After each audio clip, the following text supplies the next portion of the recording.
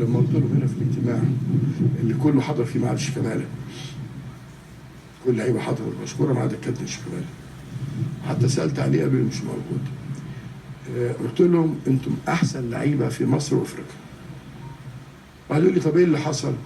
نرجع للرساله بتاع الراجل اللي اسمه عادل، ومش عايز حد بقى يتريق. بحه بيعمل حاجتين، يهد حيل الزمالك ويطلع في النادي الاهلي. طب لما بحه ماشي النادي الاهلي نزل بدرون والزمالك ما شاء الله ربنا كرمه. بنلعب كوره، يعني عايز اقول لك ايه؟ يعني بنلعب كوره عاديه، ممكن كنا نتعادل نكسب نخسر نجيب 4 نجيب جون واحد جون في العارضه، لا دي يعني دي الكوره الطبيعيه. يعني لما مشي ما جبناش حد يساعدنا، لكن هو كان جاي ليه مأموريه يهد حيل الزمالك، وفعلا قدر يهد حيل الزمالك في 4 بطولات ويجيب الاهلي السما. لما مشي او الاهلي بيدور على بحه جديد بعد ان ساءت النتائج بعد بحه.